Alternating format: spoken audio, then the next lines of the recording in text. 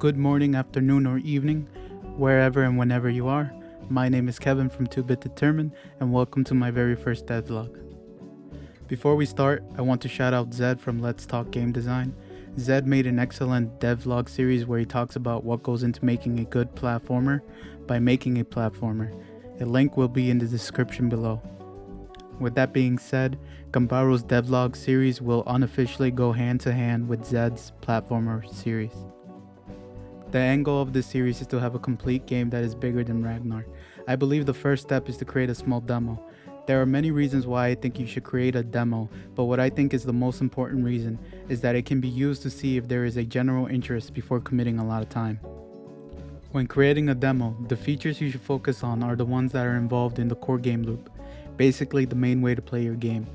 This will also help refine your idea by seeing if your first iteration is fun to play. Don't waste time or energy on any other unnecessary features, such as complicated menu systems or gorgeous environments. Treat motivation as a resource or you'll quickly run out of steam and abandon your project. Fortunately, I already made a demo and posted it on itch.io.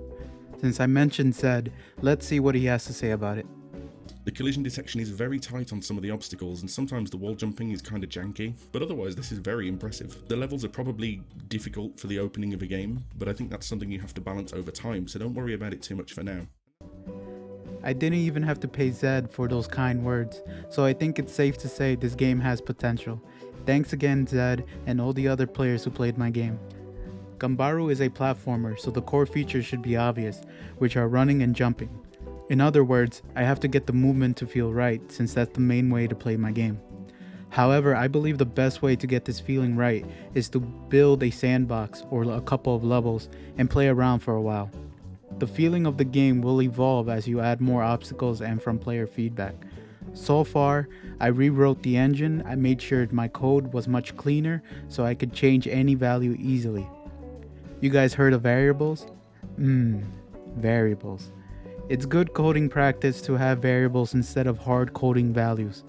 I failed to include this on my first iteration of Ganbaru, so it was a pain to make changes.